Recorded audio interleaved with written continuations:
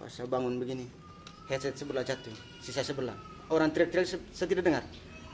Di dalam saya punya pikiran, aku masih seperti yang dulu. Pusing guys. Lagu jalan terus ya? Lagu jalan terus.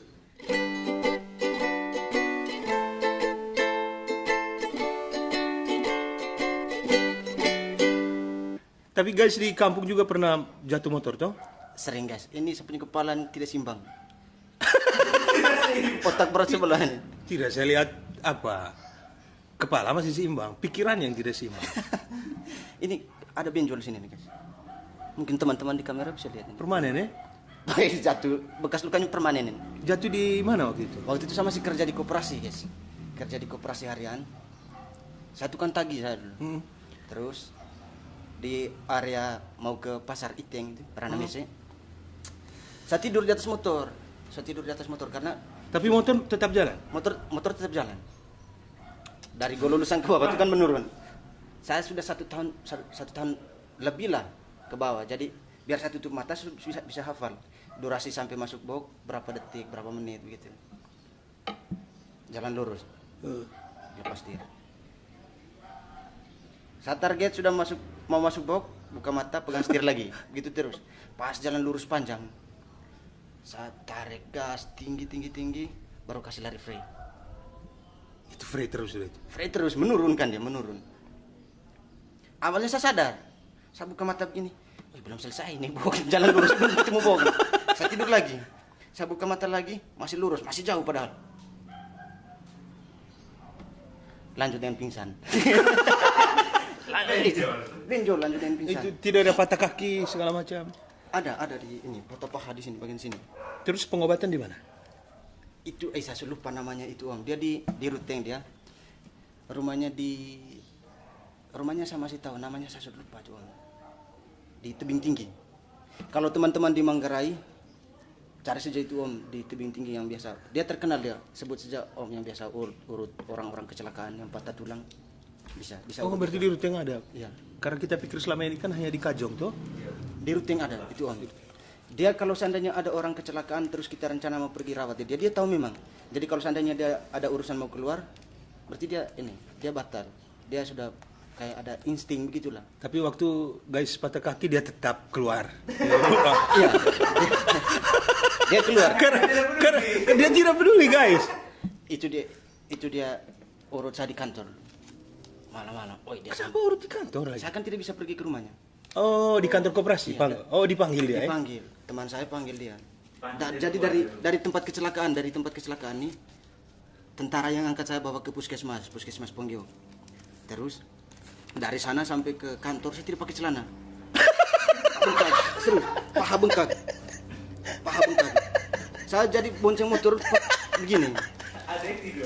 Ada tidur.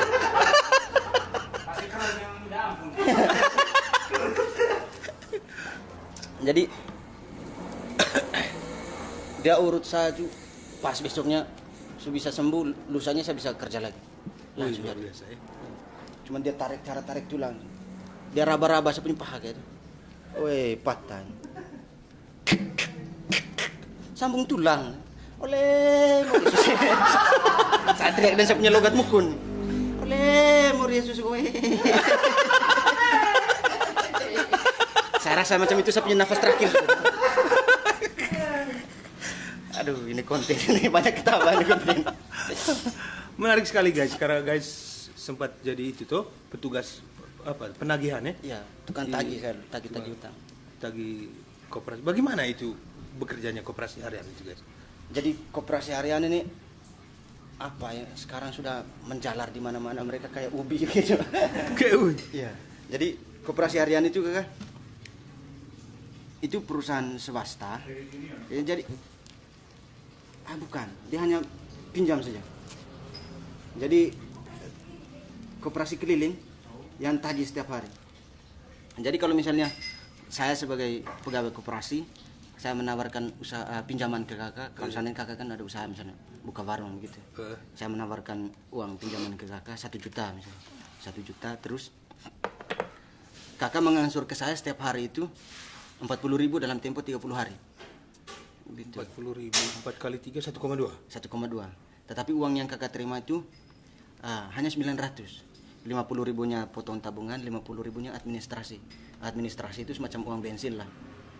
Saya kan yang tagih langsung ke tempat usahanya kakak tuh. Begitu. Baru sudah untung dapat bensin lagi. Dapat bensin lagi. Pantas benjol kan. Tidak bisa bensinnya mereka tetap dapat uangnya, mereka langsung kasih bensin saja. Tidak bisa. Masa 30 hari 30 hari dia dapat berapa tetes saja? Tetes. Iya, itu tetes saja bensin itu. 30 hari. Hanya 50 ribu. Berapa liter? Kali 30 hari dia bolak-balik. Dapat tetes saja dia. 1 hari bisa 5 tetes bensin. Berarti itu keluar dari rumah jam berapa? Pagi sekali kah? Pagi sekali, guys. Jadi pagi sekali. Makanya anak koperasi itu di mana-mana, di Kalimantan yang paling banyak. Kalimantan, pokoknya daerah-daerah Indonesia Timur lah. Banyak sekali koperasi. Mereka ini terkenal dengan ngebut bawa motor. Ciri-ciri mereka itu di Kalimantan paling banyak. Tetapi mereka juga banyak di Indonesia Timur. Begitu. Kalimantan paling banyak, tapi paling banyak di Indonesia Timur. Tidak, mereka juga banyak di Indonesia Timur. Oh. Gitu. Banyak kan.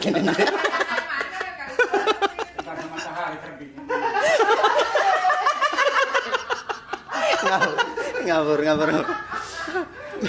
Jadi mereka pun ciri-ciri itu kakak. Helm INK. INK. Keren itu ya? INK hitam. Oh, bergengsi sekali menurut mereka. Bukan hanya menurut mereka. Celana kain Daripada guys punya helm dari leasing. dari dealer. Itu Oh, terus, dari itu dealer helm terus. mahal itu. Beli motor baru bisa dapat itu helm. Oh iya Iya.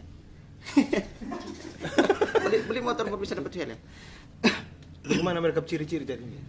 Celana kain terus mereka punya sepatu pakai sepatu Aladin yang tunjuk langit itu. Kenapa harus seperti itu? Sepatu Pantofel pokoknya Karena dianggap pekerjaan formal gitu ya? iya, pekerjaan formal.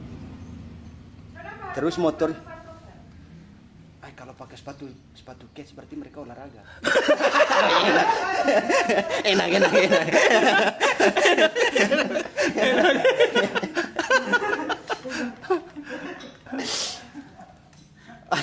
Terus lari betul itu ya? Itu lari ngebut. Iya, itu tidak kan tahu diri. terkenal sekali mereka ngebut sekali kan bawa motor koperasi. Motor Kenapa Evo. mereka harus ngebut? Motor Evo, terus tas samping, jaket kulit. Mereka sudah itu. Aku jadi tagih parah dari belakang. Mereka ngebut. Mereka tarik gas, orang dari belakang tarik suara maki mereka. Yang ngebut yang tidak tahu diri lewat orang punya gang juga. Mereka mereka Ngebut. tarik. Kenapa harus ngebut mereka? Buru-buru kah? Sebenarnya mereka tuh kalau orang-orang yang tidak tahu pasti menilai mereka nakal lah gitu, urak-urakan. Memang kenyataannya begitulah kalau seandainya peraturan lalu lintas gitu. Tapi mereka punya alasan. Alasannya mereka tuh, tapi saya rasa alasan itu penting untuk diri mereka sendiri. Kalau tabrak orang tua anak meninggal ya itu yang jadi persoalan. Alasannya kalau misalnya begini. Ada 3 orang pegawai koperasi yang kasih pinjaman ke kakak. Terus kakak punya rokok bakar terbalik juga. Tidak apa-apa. Tidak bisa disuali. Ini bolak-balik rokok. Enak. Karena tembakau itu. Jangan kelihatan Ada merek. ada 3 koperasi, 3 karyawan kasih pinjaman ke kakak begitu. Ke saya angsuran misalnya per hari itu 50.000. Iya. Ke teman yang satunya lagi 20.000. Ke teman yang satunya lagi 40.000. Tetapi dalam hari ini misalnya kakak punya uang hanya 75.000. Terus saya yang datang pertama. Otomatis kakak langsung bayar ke saya dulu 50.000. Terus 20.000-nya siapa yang datang setelah itu baru kakak kasih. Berarti Jadi, banyak sekali masyarakat yang pinjam ke lebih dari satu koperasi ya? banyak sekali. Misalnya uang 1 juta tuh tidak pas untuk pakai selama 1 bulan. Mungkin dia pakai hanya untuk modal usahanya itu bisa ya 1-2 minggu saja. Minggu berikutnya dia pinjam dari koperasi lain. Karena belum lunas untuk koperasi yang satunya tadi gitu. Jadi kayak utang menumpuk lah.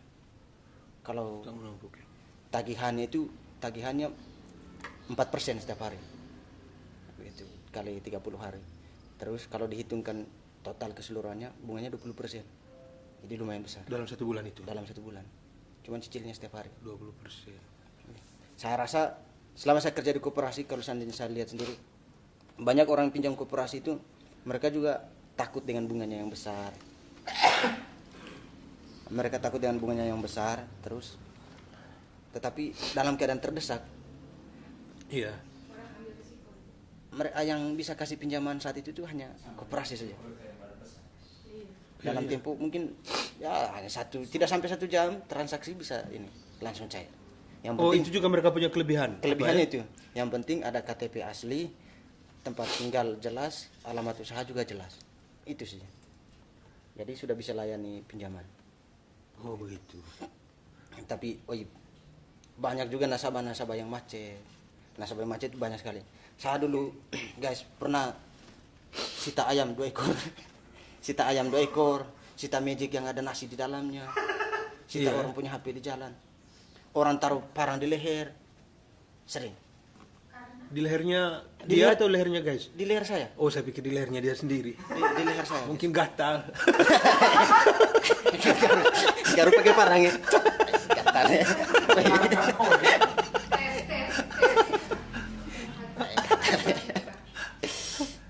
Sering guys.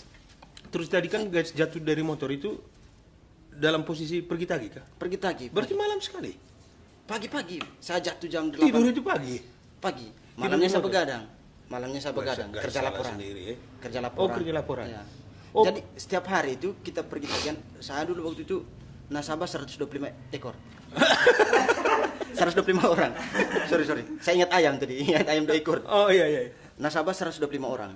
Jadi saya tagih 25 kakak itu setiap hari. Dari pagi sampai sore bahkan malam. Berarti kau hafal semua mereka? Hafal semua, nama lengkap, hafal semua, mereka punya keluarga juga. Berarti termasuk yang subscribe? Subscriber bisa hafal juga. Hafal. Di antara yang bisa jadi subscribe kamu. Bisa. Teman Facebook saya dulu. Saya cari-cari dia di dia punya rumah tidak ada. Pas saya buka beranda Facebook, saya lihat di muka. Saya inbox. Tidak bayar angsuran selama 2 minggu dia nih. Saya inbox dia. Wih kakak Nona, apa kabar? Makin hari makin cantik kakak. Aduh kakak itu, makasih. Apa kabar kakak? Saya kabar baik kakak Nona, mau tanya angsuran kapan bayar? Masih enak. Di inbox. Saya masuk pelan di inbox. Habis itu dia langsung blokir saya. Dia tidak bayar, dia langsung blokir. Tapi tetap tidak bayar. Tetap tidak bayar. Tapi akhirnya sekarang dia sudah bayar semua itu, sudah lunas semua dari dia. Sudah. Sudah ya. Jadi kalau seandainya misalnya saya sudah dinilai tidak mampu tagih lagi di satu lapangan misalnya di satu area misalnya area sini, itu setiap hari kita bikin laporan. Jadi di ACC setiap malam di review terus. Kalau seandainya tidak ada peningkatan, jadi saya dipindahkan ke tempat lain misalnya begitu. Jadi dari belakang, kalau seandainya ada nasabah yang macet ya jadi tanggung jawab teman saya yang tagih dari belakang itu juga. Oh, terus perusahaannya nilai kinerja tukang tagihnya itu dari keberhasilan itu kah? Iya. Kalau setiap hari itu kita tagih pakai target. Target. Kalau macam saya punya, misalnya targetnya 2.500.000. Jadi tagihan saya itu harus setiap hari itu di atas 2.500.000. Uang 2.500.000 ini saya harus usahakan cari nasabah baru lagi dari hasil uang tagihan. Jadi uangnya tidak boleh putus. Oh guys, sorry, kita azanin, kita istirahat dulu ya. sorry.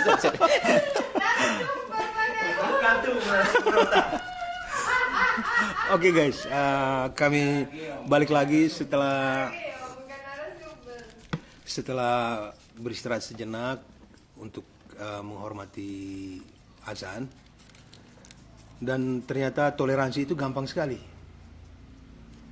Begitu azan, kita berhenti saja, kita menghormati orang yang sedang beribadah guys ya. Ya. Penting. Saling menghormati itu enak sekali. Penting. Ini gelap sekali guys. Oke, begitu kan? Pas, guys. Pas ya. Kalau seandainya kita gelap, jadikan subscriber sebagai pusat dari segala terang. Sadis. Mereka yang istimewa guys ya. Nikita Mirzani, bukan. Kita Mirzani 2020. Oke. Tadi guys cerita itu ya, yang Tentang- terputus tadi tentang sempat sita orang punya apa tadi semua? Ayam 2 ekor, magic. Guys, HP. tega kah? Karena begini guys, saya kasih pinjaman ke guys, terus guys tidak bayar. Misalnya guys tidak bayar, guys tidak bertanggung jawab. Jadi orang-orang di kantor tahu bahwa nasabahnya ada. Nah, tanggung jawab saya. Jadi ketika guys tidak bayar ya gaji saya yang dipotong. itu risiko. Keras ya. Keras dunia itu ya. Terus apa sita ayam itu bagaimana? Sebenarnya waktu itu saya tidak ada niat untuk sita ayam, sita barang. Saya kan perginya tagih uang. Jadi dia ini penjual ikan di pasar. Penjual ikan di pasar. Waktu itu ikan sudah bukan musimnya lagi gitu. Jadi dia tidak ada usaha lagi. Dia tidak ada usaha lagi, jadi dia bingung. Nah, ketika saya pergi tagih, setiap hari itu dia lari-lari. Dia tahu jadwal saya pergi tagih ke rumahnya dia. Oh gitu, dia hafal ya. Dia hafal jamnya saya sampai ke rumahnya dia tuh dia sudah hafal. Jadi ketika saya mau sampai ke rumahnya dia menghindar gitu. Dia menghindar. Ada saja caranya. Ada saja caranya. Jadi saya juga pelajari itu. Saya juga pelajari itu ketika sebelum-sebelumnya misalnya jam 5 sore saya pergi tagih, saya ubah jam. Ubah jam. Pas jam 7 malam Saling bermain lah. saling bermain. Dia gocek saya gocek balik. Iya, enak. Saya putar balik dia balik putar saya. Itu aku main. Ibrahimovic. Enak. Gocek toh. Gocek. Sadis. Jadi jam 7 sore nih saya pergi. Dia baru habis mandi. Dia pikir saya tidak datang ke rumahnya dia itu hari. Dia habis mandi, pas saya di depan pintu rumah. Oi kakak, selamat sore. Dia bingung. Saya tahu dia uang tidak ada. Dia punya istri ini sedang urus ayam. Ayam dia baru pulang dari kebun. Dia kasih ambil beras, kasih ayam gitu. Ayam 2 ekor ikat, ayam betina dengan ayam jantan. Saya lihat, saya tanya-tanya bagaimana kakak punya angsuran selama ini nih. Tidak bayar apa segala macam. Dia bilang dia tidak ada uang. Saya lihat di situ yang bisa menjamin angsuran ini tidak ada selain ayam. Jadi saya omong baik sih dan dia bilang, "Kakak, ini ayam ini bagaimana kalau saya yang pelihara?" Nah. Ya, saya pelihara ini Itu ayam. macam apa? Cara-cara Omong keluar kan. pertamanya apa? Vito Corleone dapat nama kan begitu caranya pertamanya, halus begitu, masuk enak. Siapa itu, guys? Siapa itu? Dia itu toh tokoh utama di film Godfather. Saya terkenal ya. Nah. Bukan kenal keras. Ito Corleone. Jadi begitu. Lama-lama kan dia punya cara menguasai ayam dari satu rumah. Lalu ayam-ayam berikutnya dia kuasai di satu kompleks itu. Baru kemudian seperti guys punya kerja. Kemudian dia kasih pinjaman lunak begitu, membantu orang tuh sehingga orang berutang budi kepada dia. Oh, giliran orang tidak bisa bayar. Di situ dia jadi Godfather untuk semua orang. Begitu. Jadi guys juga otak mafia sedikit ya. sedikit. Sedikit. Saya bilang, "Kakak, bagaimana kalau saya yang pelihara ayam ini sementara? Nah, nanti kalau misalnya ayamnya sudah besar, saya kasih makan," saya bilang. "Ayamnya saya kasih makan. Tapi kalau seandainya kakak sudah bisa bayar angsurannya kakak, nanti ayam kakak bisa boleh ambil lagi." Telurnya? Belum bertelur. Bukan, kalau nanti misalnya guys piara terus dia bertelur. Omong keluarga lagi. Omong keluarga lagi. Ya, jadi begini kakak. Jadi begini, ini ayam sudah bertelur, sudah menetas. Selama ini saya yang pelihara. Bagaimana kalau kita bagi anak? Iya. Mafia. Jadi begitu. Akhirnya dia juga sepakat. Oh, waktu dia kasih ayam itu dia dengan kasih muka sedih, tulus. Bisa jadi. Sebenarnya ikan saya tidak mau mereka terima. punya sumber penghasilan Iya. selain ikan tadi tuh. Sebenarnya saya tidak mau terima. Saya tidak mau terima. Dan saya tidak mau seperti itu sebenarnya. Cuman kembali lagi ke tadi. Kalau seandainya dia tidak bayar, uang gaji saya yang dipotong. Gitu. Guys tidak mau rela saja macam apa Saya santo-santo juga, mereka itu. saya juga terdesak waktu itu, guys. Jadi saya kerja ini karena saudari saya kuliah. Jadi saya berhenti kuliah juga kan ya, karena gara-gara itu bantu uang belanja untuk saudari lah begitu. Terus satu lagi guys, Sita Magic. Sita ya Magic Jar ya. Magic Jar. Oh itu Sita Magic itu 2 bulan. Padahal pinjaman dia itu hanya 500.000. Dia ansur setiap hari itu 25.000 seharusnya. Tapi karena dia tidak bayar, dia hanya bayar 100.000 sejam 4 hari pertama saja yang dia bayar. Jadi dia bayar bunganya saja. Iya, karena pinjaman 500, 20.000 satu hari gitu. Kali 30 hari, 600. Dia bayar 100-nya saja, 500-nya dia tidak bayar. Akhirnya saya pergi tagih selama 2 bulan tidak pernah ketemu. Saya pakai trik. Saya panggil anaknya tetangganya dia, saya kasih uang 2.000. Nona, kau panggil ini tante di dalam, kau panggil. Nah, baru saya di belakang, saya kasih kau uang 2.000. Oh ini anak ini semangat. Umur ya 7-8 tahun. Sebut saja dia nama Meli gitu. Tante Meli. Yo. Dia buka pintu begini, pas saya masuk. Selamat malam tante. Selamat malam. Apa kabar? Ayo masuk pak. Mereka panggil pak dulu. Semua pak ya panggilnya. Semua pak. Tidak ada yang begini. Woi guys. Tidak ada.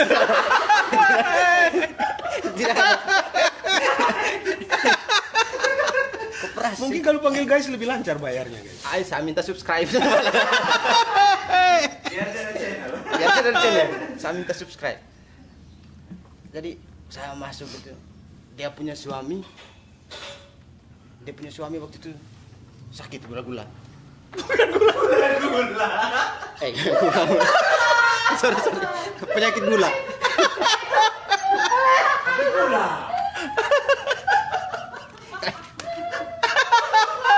Hancur konten.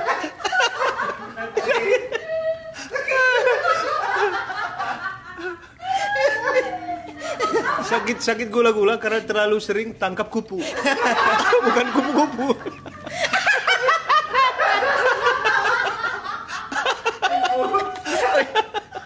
Makanya mereka sembunyi seperti kurang. Kura ninja dong. Terus sering main layang gitu. Main layang.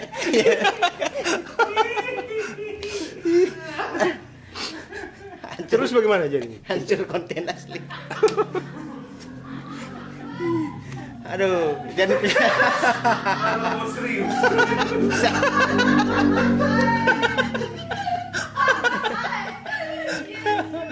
hancur. Jadi penyakit apa guys? Gula gitu. Penyakit gula. Aduh. Dia ini penyakit gula. Guys. Diabetes. Berarti dia sedang sakit betes. Diabetes. Saya Gula. terus bagaimana? Hancur. Dia suami penyakit gula itu tuh, sakit gula. Terus saya mengamuk. Saya bilang, "Tante ini bagaimana tante ini? Saya tidak terlalu menuntut tante bayar setiap hari," saya bilang. "Saya tidak terlalu menuntut tante bayar setiap hari, yang penting tante ada di rumah begitu. Beri alasan yang pasti kalau seandainya tante tidak bisa bayar, supaya saya juga tidak khawatir gitu. Tidak khawatir kalau Guys, misalnya tante hilang begitu." Khawatir dengan pemotongan gaji itu, Iya. bukan khawatir tentang suaminya tante itu tuh. Khawatir kalau seandainya dia menghilang terus, mungkin kabur, dia tidak bayar, kembalinya ke gaji saya gitu, tetap potong gaji saya. Akhirnya dia minta maaf apa segala macam. Jadi malam itu tuh, karena saya pikir mulai besok dia sudah hafal cara saya kejar dia, panggil anaknya tetangga suruh panggil dia gitu. Mungkin dia sudah hafal trik-triknya saya. Saya pikir dia harus bayar malam ini. Jadi baru saya omong dengan dia nada tinggi, saya juga semakin tinggi. Tinggi apa ini? Nada. Kesannya macam latihan vokal ini. Dia naik 1 oktav, saya 2.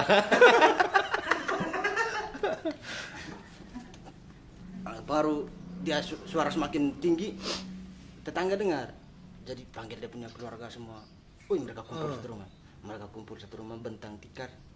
Saya duduk di atas kursi. "Selamat malam Bapak, Mama semua." satu Saya pikir satu duduk di atas kursi. Saya pikir guys duduk di bawah kursi karena takut duduk di bawah kursi. Jadi saya ceramah semua mereka. Bukan ceramah sih, saya kasih penjelasan. Heran. Ini tante ini begini kronologinya seperti ini. Nah, jadi saya ini dari koperasi harian apa segala macam saya jelaskan semua. Jadi malam ini tante harus bayar, tante punya angsuran. Jadi apapun yang terjadi pokoknya malam inilah harus bayar gitu. Karena tante punya ini sudah lewat tempo. Gitu. Kalaupun seandainya tante tidak ada uang, beri saya satu jaminan gitu, semacam barang lah begitu. Akhirnya mereka saling lihat, jaminan barang apa tidak ada. Pas saya toleh ke kanan, saya lihat magic, lampunya itu masih nyala. Oh ada magic. Akhirnya saya langsung ambil, saya bilang, tante begini saja. Jadi magic ini bukan saya sita, saya bilang. Magic ini saya ambil sebagai jaminan. Kalau seandainya besok-besok tante sudah ada uang, tante bisa tahan saya depan rumah atau di mana saja kita ketemu, tante tahan, tante kasih tante punya uang. Nanti saya akan ambil lagi magic ini di kantor, bawa pulang ke rumah. Beda kalau seandainya saya sita, saya bilang. Kalau seandainya saya sita ya, magicnya tante saya tidak akan kembalikan lagi untuk tutup angsuran. Tapi magic ini saya tahan sebagai jaminan gitu. Biar orang ini saya punya atasan di kantor tahu bahwa saya datang tagih dan ketemu dengan tante gitu. Bahwa nasabahnya ada. Bahwa saya bekerja Dan nasabah saya bertanggung jawab gitu. Jadi karena ya mereka juga sepakat tanpa banyak pertimbangan, mereka setuju saya bawa ini magic ini. Akhirnya saya langsung pulang. Teman-teman yang lain di kantor mereka sudah kerja laporan semua. Mereka sudah makan malam. Dan saya pulang. Saya lewat hutan-hutan rute yang kan dingin. Saya jepit ini magic motor Revo tuh. Jadi saya taruh magic di depan, saya jepit. Lewat hutan-hutan. Saya rasa panas sekali sama panas. Bisa apa ini? Pas mau masuk kota, saya buka begini, wow, ada nasi di dalam. Mereka sementara masak nasi. Oh itu saya dilema sekali itu. Mau buang ini nasi, saya takut dosa lagi dengan beras ini nasi. Mau hantar pulang, saya juga serba salah. Mau bawa ke kantor juga, tidak enak. Bingung saya. Akhirnya saya tetap bawa ke kantor lah gitu. Saya tetap bawa ke kantor. Sampai di kantor saya kerja laporan sendiri. Teman-teman semua sudah selesai kerja laporan. Mereka sudah makan malam. Iya sudah santai. Mereka sudah minum kopi. Saya kerja laporan. Saya tanya nasi sudah habis. Terpaksa saya makan nasi yang saya bawa. Iya. Terpaksa saya makan nasi dari ini yang saya bawa dari nasabah tadi. Sedih juga ya guys ya? Sedih juga. Berarti di rumah tadi yang tempat guys tagih mereka tidak makan malam? Itu yang saya pikir. Magic barangkali mungkin yang punya tuan rumah tidak makan malam kan, jadi bisa mengurangi dia punya penyakit gula. Karena nasi kan menyebabkan penyakit gula guys. Berarti saya bisa membantu untuk sedikit sembuhkan dia punya suami. Tapi dia punya istri sakit lambung.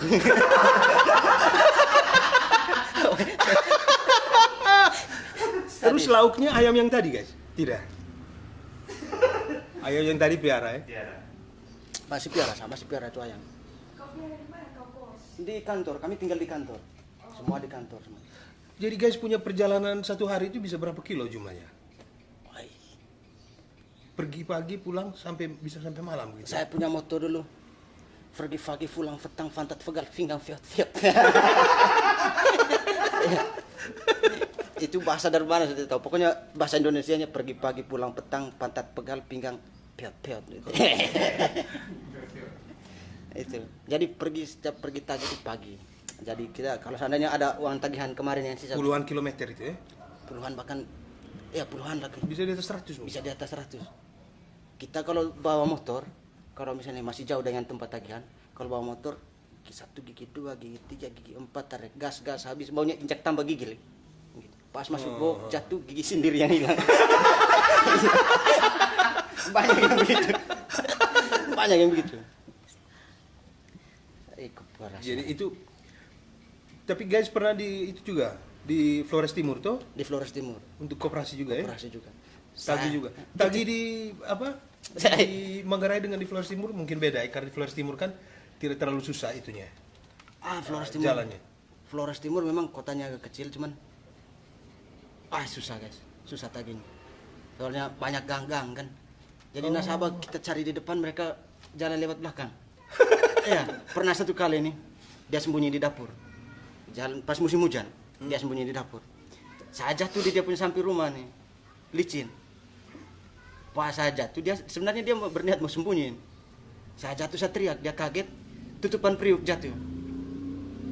Tante, siapa dalam? Pus. Dia salah jawab. Dia mau tiru suara meong gitu. Meong. Dia sebut nama binatangnya. Pus. Bilang, tante buka tante. Sama tante lagi. Di Flores Timur. Saya dulu pindah dari Flores Timur tuh guys. Dari Manggarai.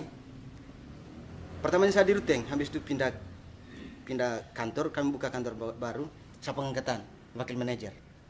Kami kontrak wakil manajer. Iya. Kami kontrak orang punya rumah. Terus bagian depannya kami kontrak, bagian belakangnya tuan rumah. Koperasi kontrak mereka punya rumah, saya pacar dengan tuan rumah. Atasan tahu mereka pindah saya ke Larantuka. Oh, begitu. Tapi sampai di Larantuka saya tetap wakil manajer. Begitu. Pas dari Larantuka pindah ke Mbai, mau manajer di Mbai. Sempat di Mbai lagi? Di Larantuka berapa lama? 4 bulan. Di Mbai? Di Mbai hanya pas masuk bok, mau pertigaan ke bawah tuh, pas disapa-sapa bapak telepon. Kau mau kerja terus atau mau kuliah? Terserah bapak. Kau kuliah. Sama bapak sudah ini siap tidak saya kuliah? Kau mau kuliah di mana? Terserah bapak. Kau pilih. Akhirnya saya pilih kuliah di Malang. Oh. Akhirnya saya telepon sama atasan, bos, cari pimpinan baru. Bapak suruh saya kuliah. Cari pimpinan baru. Sadis. Saya pulang. Langsung ke Malang. Sampai di Malang, kendala uang kuliah, saya telepon lagi sama bos. Bos, saya mau kerja lagi. Terus bos bilang? Bos bilang, tapi kau jabatan start ulang dari awal. Masuk training lagi, saya bilang, tidak apa-apa, yang penting saya kerja.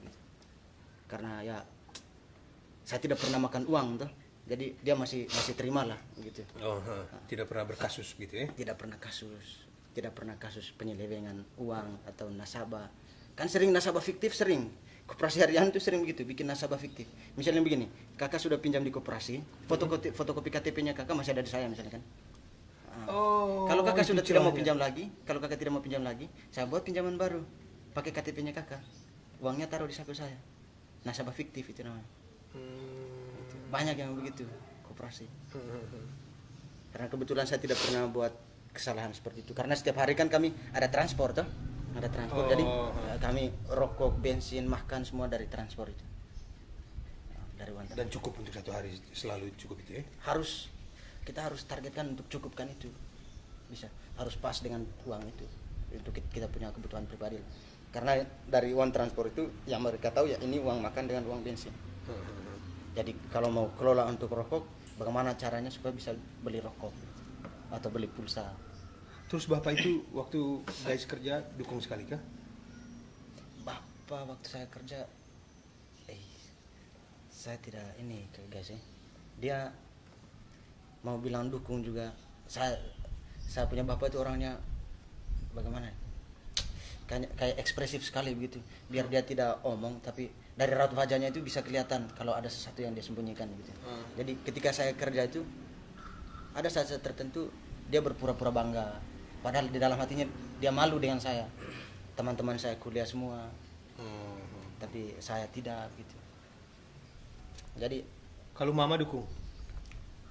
Mama kan mama kedua ya? Mama kedua, mama tiri. Mama tiri ya? Jadi saya kerja. Jadi guys punya mama pertama itu mama kandung itu sudah skripsi, sudah pulang.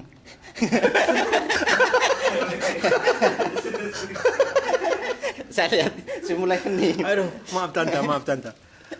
Tante nonton dari dunia sebelah. Dari surga ya. Waktu guys kelas umur berapa dia meninggal? 3 SMP guys. 3 SMP. Karena sakit kah? Karena sakit. Ya, sakit cuma 3 hari sih.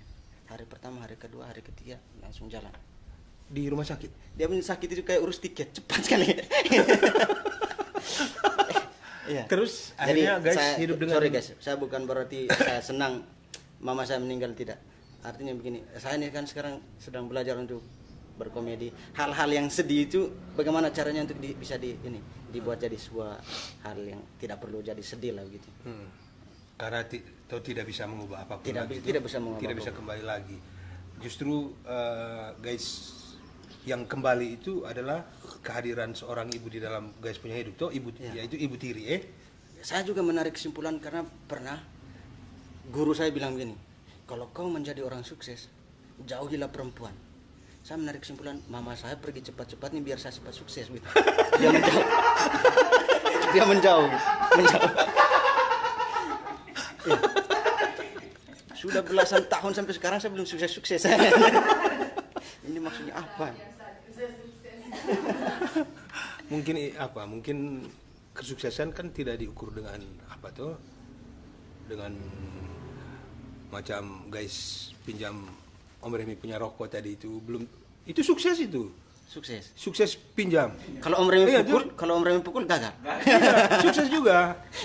Sukses jadi korban. Nah, jadi nilai kesuksesan itu, Anggap positif semua saja. nilai kesuksesan itu relatif ya guys. Relatif guys. Sekarang kan ada yang tulis tentang begini tuh, kenapa kau santai di pinggir pantai? Kau kenapa kerja? Ya supaya saya bisa beli sampan. Kalau sudah beli sampan, saya beli perahu yang lebih besar. Kalau sudah beli perahu yang lebih besar, saya bisa tangkap lebih banyak ikan. Terus ya saya jadi kaya. Terus jadi kaya, ya saya bisa santai-santai. Terus yang lagi santai bilang kan, saya tidak buat apa-apa, posisi sudah santai. Nah, Ya tuh. kalau dia tanya saya, kenapa kok santai-santai di pinggir pantai? Kalau saya santai di tengah jalan, saya kena tabrak. Orang mesti jalan mundur-mandur kalau Iya, santai jangan- di tengah jalan. iya, jangan. Santai pinggir pantai lah. Kalau di tengah jalan jangan terlalu santai lah. Iya. Harus agak serius sedikit guys. Kalau di tengah jalan.